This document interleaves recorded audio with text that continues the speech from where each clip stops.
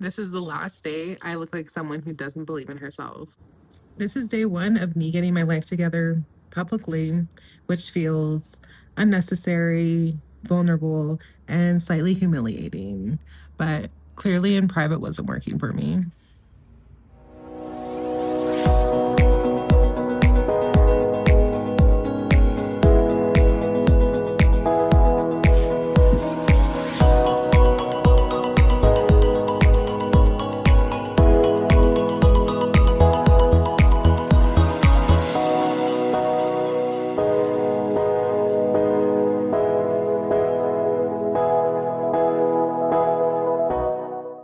We're going to be doing daily mirror shots. Yes, I know, groundbreaking content, but I'm done hiding. This is me right now. Real time transformation, no before and after, just now. You know what's wild? That some of my best conversations with myself have been on walks. And now those conversations are going to be with you, which is kind of like letting strangers into my internal dialogue. So, welcome. I know that somewhere deep down, there's a girl inside of me that just wants to live her dreams.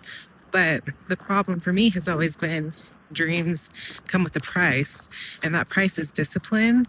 And I've never been able to master discipline. So that's what this journey is really about, is being the most disciplined version of myself who's willing to live her dreams. Something that I feel like a lot of people don't realize until they start doing something like this, like stepping out of their comfort zone, is that it's a self-actualization journey where you're doing things you never thought that you would, even though they make you so uncomfortable. Like, this type of thing for me is so against everything that I've done my whole life, because I've never wanted to be in the spotlight. I've never wanted to kind of like be seen. Like, that's probably one of my biggest fears that I've had my whole life, is being seen. I always wanted to hide. I never wanted people to look at me, see me, and I still don't. But I'm working on it, because why would I want to spend my whole life not being seen for who I am and the journey that I can go on? Because I would pretty much be depriving myself of life by doing that. And we're not doing that anymore. I'm not doing that anymore. This is the first time in my life that I've ever felt personally affected by seasonal depression. So if you live somewhere where there's sun a lot, make sure you're good. So if you watched my old videos, you probably saw that I was off of coffee for like 7 days.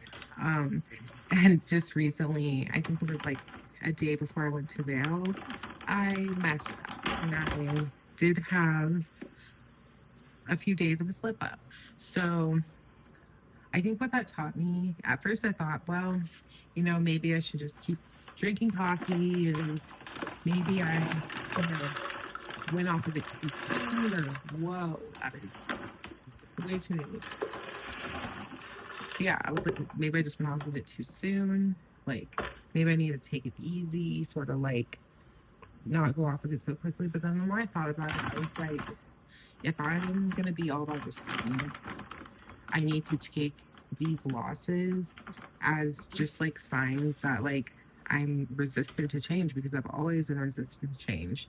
So I did have a few days of a slip up with coffee, but now I am back on my smoothie, and I'm really happy to have it back. And here's the thing, it's like, I don't want to demonize coffee. Coffee is so comforting, and it's really a fantastic thing. But my issue is that I drink it so much, and I don't drink water, and I don't have my smoothie or even any juices or anything. So it does impede my progress greatly. That's why I'm so against it personally. But I still think that if anyone can find moderation, that's amazing for them. But yeah, it just doesn't make me feel good. Like last night, I think 2 to 3 cups of coffee, and I was sitting on the couch after, and I think it was like 8 or 9 o'clock. So I was already drinking it really late.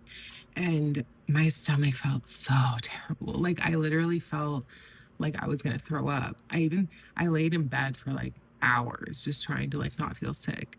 So it just doesn't work for me. I know that maybe like non-dairy creamers might help a little bit, but it's just the fact that it's like a drug to me. It like makes me jittery and anxious and just doesn't do good for me personally. So smoothie time.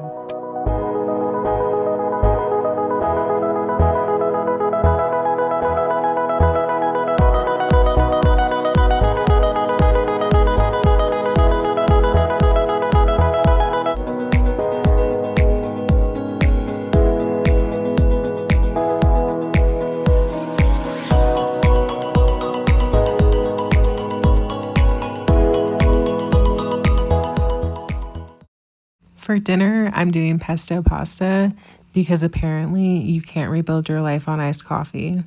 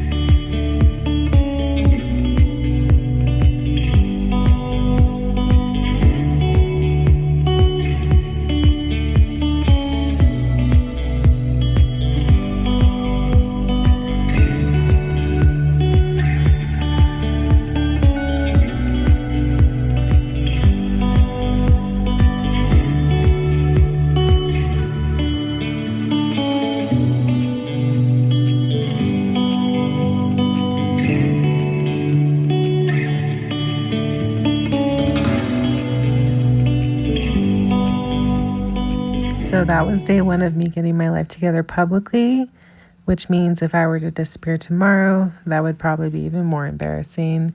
So, for accountability purposes, I will in fact be back tomorrow. I'll see you next time.